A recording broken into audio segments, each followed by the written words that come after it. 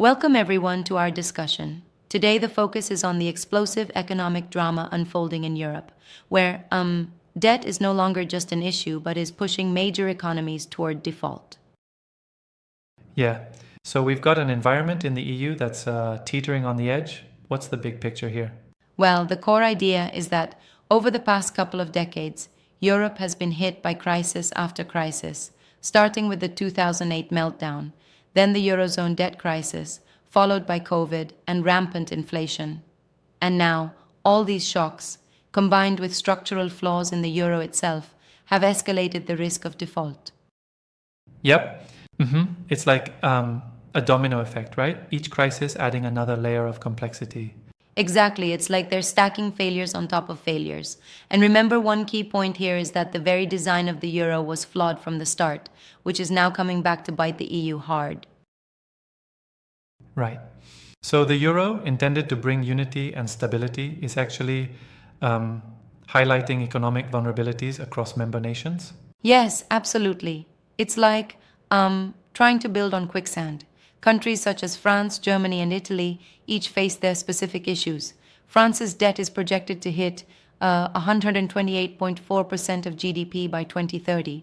Germany is deindustrializing even as budget deficits widen. And Italy's debt trajectory is, well, unsustainable. Wow, those numbers are pretty alarming. And if I recall correctly, the video also delves into military spending. How does that fit in? Right. The video points out that while the EU is struggling with these massive debts, its leaders are also approving billions for new military spending. And instead of shoring up their economies or addressing the structural flaws, they're basically channeling funds into defense, possibly as a way to mask the deeper issues. Yeah, I get that, but isn't some argue that bolstering military might could serve as a stabilizing factor in troubled times? That's a fair point. But the argument here is that such spending is less about true defense and more about propping up economies that are already on the brink. It's like using a bandage on a deep wound. It might slow the bleed, but it won't solve the underlying problem. I see. And what about the overall economic indicators? Germany, Italy, France, do they really represent a consistent trend of decline? Yes, they do. The trends are consistent but also deeply worrisome. Germany, for instance, is facing deindustrialization. Italy's debt is, well, spiraling out of control. And as I mentioned earlier, France's debt is reaching unsustainable levels. It seems the entire model is set up for a kind of gradual implosion rather than a swift correction. Right. It's like a ticking time bomb, isn't it? But then I wonder, could there possibly be a silver lining if reforms are enacted soon? That's where things get tricky. The video makes a case that unless there are deep structural reforms, ones that address the inherent issues of a shared currency and the mismatch in fiscal policies, the EU is headed for what might be an inevitable default. Yeah. But isn't there room for individual countries to implement localized reforms even within the Eurozone framework? Well, that's a common thought. However, the shared nature of the euro means reforms are often subject to extensive political negotiations and compromises, which tend to water down the measures needed to address these critical stresses. Right, so each nation ends up half committing rather than taking bold steps. Exactly. And then there's the impact on citizens. With rising debt, political instability, and overzealous military spending, ordinary people face uncertain futures, both economically and socially. Yep. So, in essence, the video warns that unless the EU addresses its deep-rooted issues, the current state might escalate into something far more dramatic than just economic slowdowns. That's it. And the broader risk isn't just an isolated economic slowdown. It's a potential sovereign default that could trigger a collapse in Eurozone banking, sending shockwaves throughout the global economy. Right. I mean, a banking collapse is a whole different level of catastrophe. But doesn't the European Central Bank, ECB, have tools to mitigate such crises? Yes, the ECB does have intervention tools, but the video argues that it's currently trapped. The scale and the structural nature of these problems mean that the ECB's typical measures may only serve as temporary palliatives instead of a long-term cure. It's like trying to stop a flood with a teacup, right? Exactly, it's just a stopgap that might slow down the inevitable rather than reverse it. And when you mix that with political chaos, it makes the outlook even bleaker. Yeah. Speaking of political chaos, the video touches on how political instability compounds economic woes. How do you see that interplay? Oh, it's a vicious circle. Political instability undermines confidence, which in turn makes economic challenges like debt and budget deficits even more pronounced. It's like a feedback loop where each element worsens the other. Right. I get that. And then add in the politically motivated push for increased military expenditure, and you really have a recipe for disaster. Yes, it's a double edged sword. On one side, the intention may be to secure safety and stability, but on the other, it's diverting much needed resources away from social programs and economic reforms that could actually help the population in the long run. Mm-hmm. Interesting that you mentioned social programs. Those are usually the backbone for sustaining long term growth in many democracies. Exactly. And by cutting back on vital social investments in favor of military spending, the EU risks not just economic, but also social destabilization.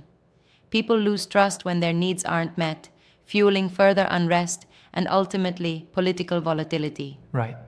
So it's not just numbers on a balance sheet, it's about the human impact too. The video really ties together these economic and social threads. Spot on. When you see debt soaring, like France hitting 128.4% of GDP, and then consider lost industrial capacity in Germany and the spiraling debt of Italy, you realize these aren't isolated incidents. They're interconnected signs of a collapsing system. Mm-hmm. It makes you wonder if the EU's model of a shared currency without tailored fiscal policies was doomed from the start. Absolutely, it's like trying to fit a square peg in a round hole. The one size fits all approach of the euro doesn't account for the economic diversity among its member states, which is now glaringly evident. Yeah, even the notion of default now seems less like a possibility and more like an impending reality, right? Yes, if corrective measures aren't taken, we're looking at a scenario where debt isn't just unsustainable. It directly triggers defaults, potentially unraveling the entire banking system in the eurozone. Right. That really is alarming. But I have to ask, is there any viable alternative path? Could the EU reconfigure its policies, or is it too late? The video suggests that the window for meaningful reform is closing fast. While there are theoretical models for reform, like creating more fiscal autonomy for member states or even destabilizing the shared currency, the political will to enact radical change seems lacking. I can see that. It's almost like there's a resistance to change, even when the current model is clearly teetering on the edge. Exactly. There's a sort of inertia in the system. Nations may be reluctant to disrupt a long-standing, albeit flawed, setup because the alternatives are, well, untested and potentially very turbulent. Mm-hmm. And isn't there a risk that any attempted overhaul might, in the short term, actually worsen the situation before any benefits are seen? Yes, that's a very real concern. Reforms often come with growing pains, and if a country is already at the brink, those short-term challenges could trigger the very Right. collapse they aim to prevent.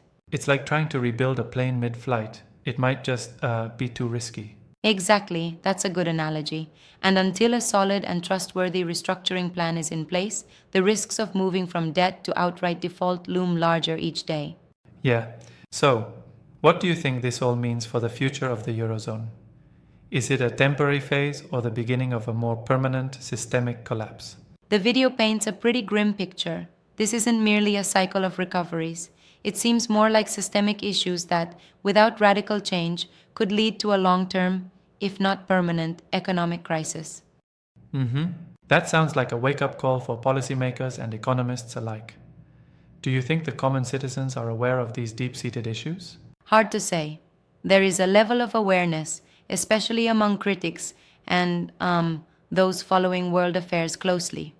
But day to day, many people are more focused on immediate concerns rather than the slow-burning crisis looming over Right. their economies. It's a kind of collective complacency until things reach a tipping point. Exactly. And once that tipping point is reached, you can expect social, political, and economic upheaval to hit simultaneously, leaving little room for recovery without severe consequences. Mm-hmm. I mean, that really underscores the urgency for comprehensive reforms, doesn't it? It does. And while there might be short term measures that keep things from crashing immediately, they won't fix the underlying vulnerabilities that have been building up for years. Yeah. It's a reminder that sometimes patchwork solutions only delay the inevitable rather than offer a real cure. Absolutely. The situation calls for bold structural changes, which, as you said earlier, many are too hesitant to attempt given the risks involved. Right. Well, this has been an eye-opening exchange. There's so much at stake for the common economies and all those affected by these policies. Indeed, these are unprecedented times that demand smart, decisive action. And if such reforms aren't on the horizon soon, we might be staring down the barrel of a full blown economic collapse. Yeah. Thanks for diving into this with such depth. It really makes you think about the long-term impacts of today's policy choices. My pleasure. There's a lot to unpack here, and discussing these issues is crucial for understanding what might lie ahead. Until next time, keep questioning and stay informed.